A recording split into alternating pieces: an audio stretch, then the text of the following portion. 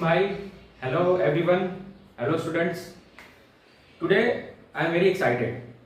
ठीक है, बिकॉज आज हम स्टार्ट कर रहे हैं क्लास 10th का चैप्टर नंबर 1. आप लोग अपना भी एक्साइटमेंट लेवल बढ़ा लो. ठीक है, सो चैप्टर 1 जो है रियल नंबर. देखो एनसीईआरटी का जो नया करिकुलम आया है, जो रेशनलाइज कंटेंट है, it has reduced majority of the portion. Okay, but from knowledge point of view हम टॉपिक डिस्कस करेंगे. ठीक है, जो भी टॉपिक है एनसीईआरटी की पुरानी बुक में वो सारे टॉपिक हम डिस्कस करेंगे, लेकिन एग्जामिनेशन पॉइंट के हिसाब से we will solve only those exercises which are there in the new NCERT textbook, right? So starting today with real numbers. Real numbers अपने क्लास 9 में भी थोड़ा एक्सप्लोर किया है. ओके, अब और एक बात मैं बोलना चाहूंगा. आप मेरे चैनल से कहीं से भी पढ़ रहे हैं, आपके पास कोई भी डाउट है, आप 10th में आ गए हो, ठीक है, इसके पहले आप ये मत सोचो कि मुझे ये चीजें नहीं आती है या फिर मेरा ये पोर्शन वीक है. सब हम स्ट्रॉन्ग कर लेंगे. जस्ट आप चैनल के साथ जुड़े रहिए. आपको जो भी प्रॉब्लम है, जो भी बेसिक्स में डाउट है, जस्ट आप कमेंट किया कीजिए कि सर मुझे फ्रैक्शन में ये चीज नहीं आ रही है, डेसिमल का मल्टीप्लिकेशन नहीं आ रहा है, सिंप्लीफिकेशन नहीं आ रहा है, बोर्ड मास अप्लाई करना नहीं आ रहा है, जो भी चीज है just mention in the comment. I will make sure that आपके सारे डाउट सॉल्व हो और आप 10th के लेवल तक आराम से पहुंच जाओ. ठीक है, सो अगर आपको कोई भी कंफ्यूजन है कमेंट करो. ठीक है, now starting today with real numbers. तो बच्चों रियल नंबर स्टार्ट करने से पहले कुछ कॉन्सेप्ट है जो क्लास 9th में हमने इसी चैप्टर में डिस्कस किया है. So that I will revise first. So real numbers is the combination of rational and irrational number. Real number is the combination of rational and irrational number.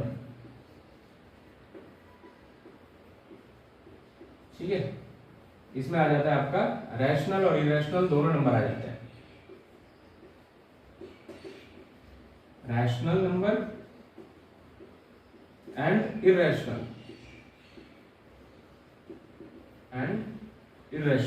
Number, ये दोनों number real number में आ जाते हैं. Now what is rational number? I hope आप लोगों को definition पता होगा, लेकिन जिनको नहीं पता वो ध्यान से सुने. Rational number, any number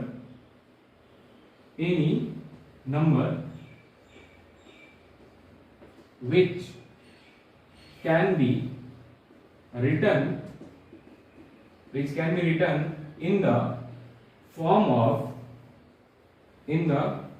of p upon q is called rational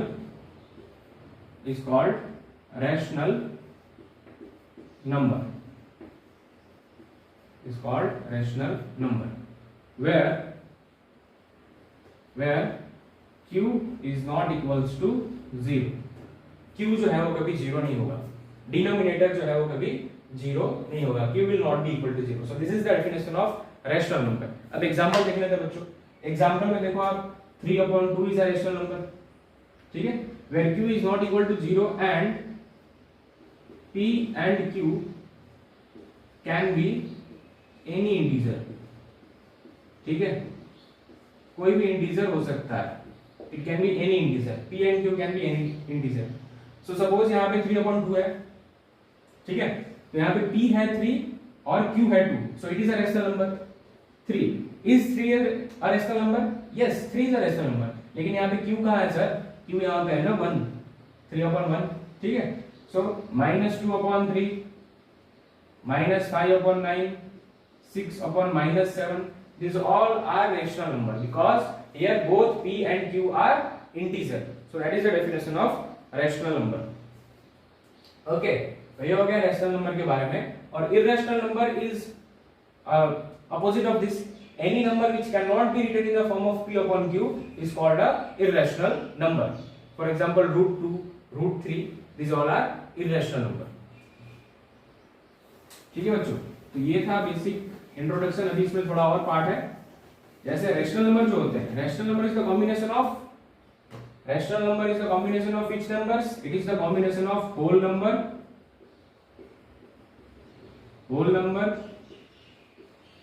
natural number and integers.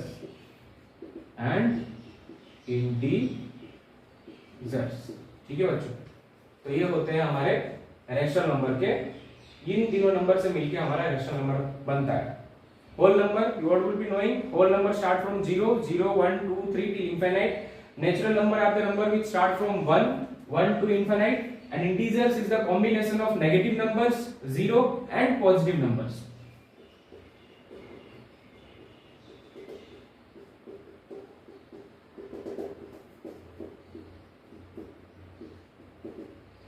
ठीक है. So this is the basic introduction about numbers. Now moving ahead, let's see the, यहीं पे लिखता हूँ, let's see the decimal expansion. आपने class 9 में भी पढ़ा होगा decimal expansion. Decimal expansion of real numbers.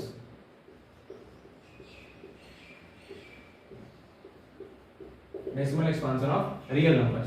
अब बच्चों रियल नंबर्स में दोनों आ गए, रेशनल नंबर और इरेशनल नंबर. तो आपने क्लास 9 में एक चीज पढ़ी होगी दैट डेसिमल एक्सपेंशन 3 टाइप के होते हैं. First type it is terminating, second non terminating,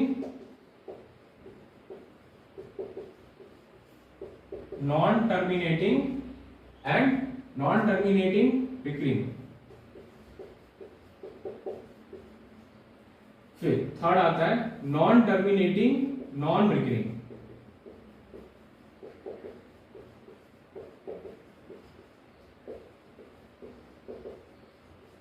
okay, so these are the 3 types of decimal expansion a real number will have, right.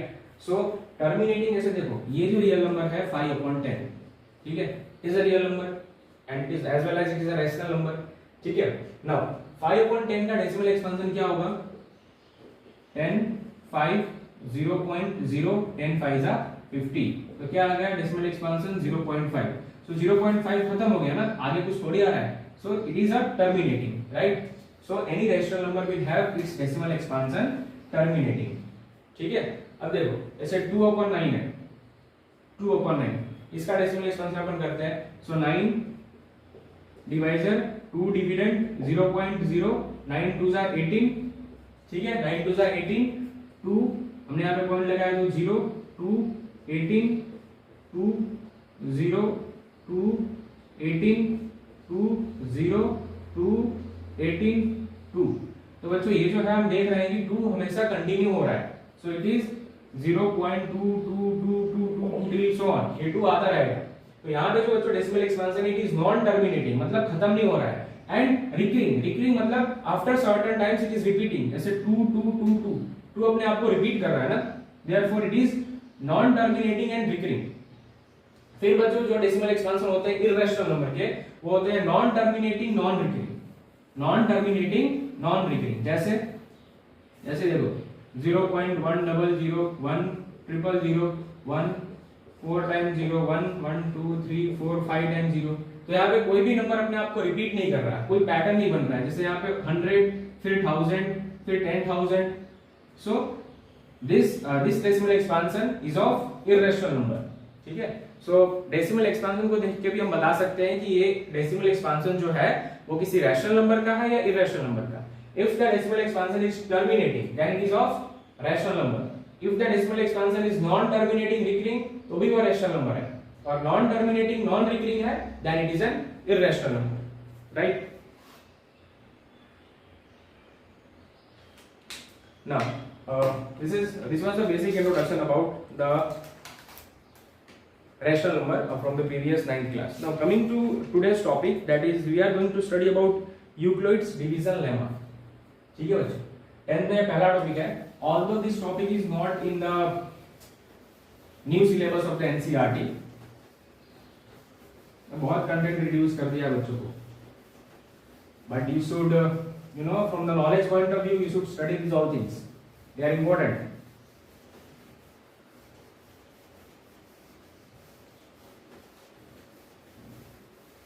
Okay, so today let's start with Euclid division lemma. Euclid's division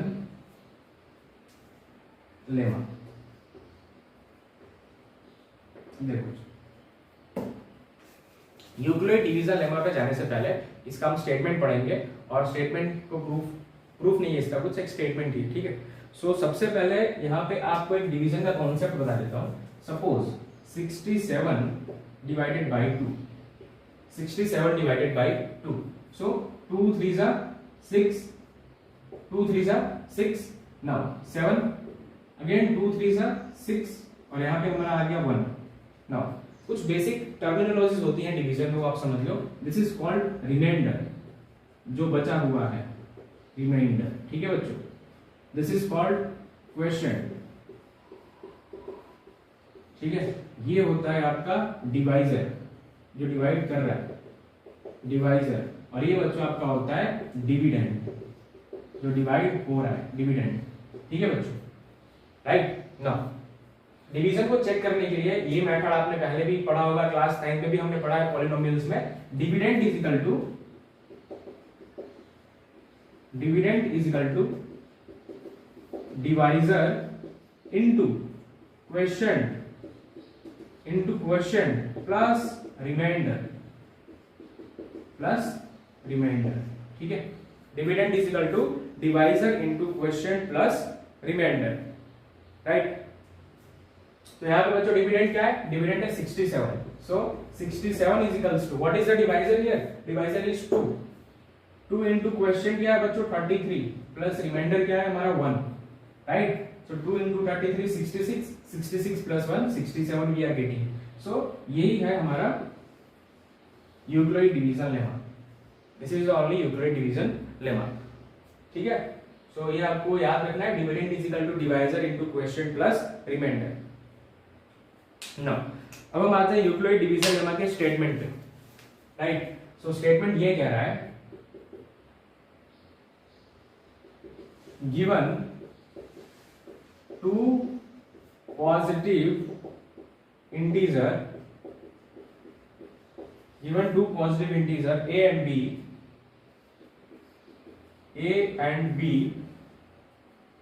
there exist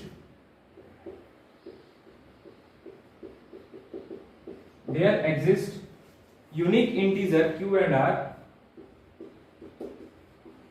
unique integer q and r, there exist unique integer q and r satisfying such that a is equal to bq plus r, a is equal to bq plus r, where r is less than b, and r is greater than or equal to 0, ठीक है बच्चों। देखो इस statement को हम बहुत अच्छे से समझेंगे। Given two positive integer a and b, there exists unique integer q and r such that a is equals to bq plus r, ठीक है। तो यूक्लिड डिवीजन लेमा लगाने के लिए आपके पास दो इंटीजर दिए गए हैं a और b, ठीक है। और a की वैल्यू जो है वो b से बड़ी होगी, मतलब दो नंबर दिए गए हैं उसमें से एक नंबर दूसरे वाले से बड़ा होगा, राइट। नाउ आप एक नंबर को दूसरे नंबर के इस फॉर्म में एक्सप्रेस कर सकते हो, a is equal to bq plus r। Suppose देखो हमारे यहाँ पे क्या कौन से दो नंबर थे? 67 and 2, right. 67 and 2। Now for me a is 67 and b is 2. a is 67 and b is 2. So I have written a is equals to b into q. q मेरा क्या है? क्वेश्चन है। This is a is equals to b into q plus r। समझ में आया? a is equal to b into q plus r। r मेरा reminder हो गया बच्चों। b is 2 for me because 67 और 2 मुझे दो इंटीजर दिए गए हैं।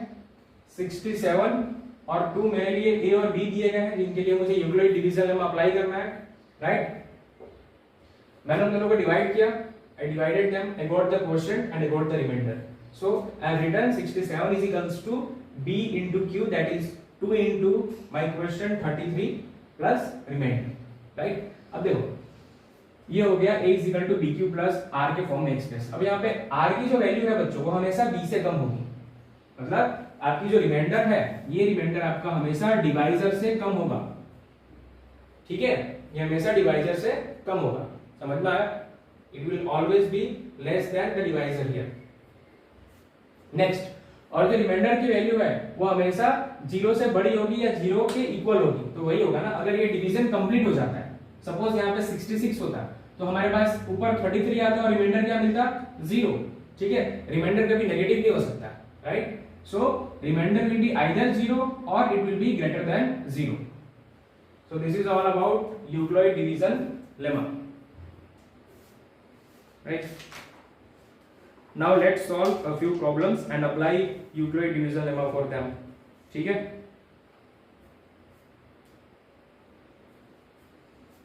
चलो,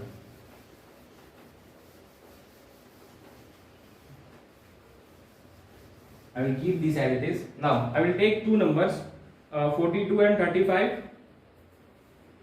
42 and 35 और एक नंबर है हमारे पास 455 and 42. 455 and 42. Now इन दोनों नंबर के लिए हमें यूक्लिड डिवीजन लेमा अप्लाई करना है. चलो, तो फर्स्ट वाले के लिए अप्लाई करते हैं. फर्स्ट में बच्चों a है 42, b है 35. So 42 is my dividend and b is my divisor. 42 is my dividend and d is my this is my divisor. This is b, right? चलो, so 35 into 2 क्या हो जाएगा 70, जो कि बड़ा हो जाएगा. So 35 बन जा 35, क्या आ जाएगा यहाँ पे, you will get 7. Now we know that dividend is equal to divisor into quotient plus remainder. So what is dividend here? Dividend is 42. So 42 will be equal to divisor. Divisor क्या है 35 into quotient. Quotient is 1 plus remainder is 7. So ये हो गया मेरा Euclid division lemma for first one, right. Second one के लिए करते हैं. You also try second one. a is 455, that is the dividend, and b is 42, that is my divisor. So 42 बन जा 42, 5 minus 2 3 35. देखो अब रिमाइंडर जो मिला मुझे यहाँ पर वो मेरे डिवाइजर से छोटा है, ठीक है. तो 42 के टेबल में 35 तो आएगा नहीं क्योंकि वो छोटा है, राइट. सो हमेशा जो रिमाइंडर होता है बच्चों वो it is always less than divisor, ठीक है. सो इसका यूक्लिड डिवीजन लेमा कैसे होगा, 455 is equals to 42 into 42 into divisor into question. एक मिनट, 455 है ना, 42 बन जा 42 35, हाँ 42 इंटू 1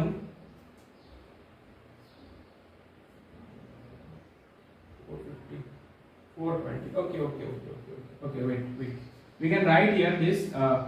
ये हो गया. वी कैन राइट हियर, देखो 455 नहीं आता है ना, तो 4 10 जा, यू कैन राइट हियर 10 जा 420, 420 आएगा ना.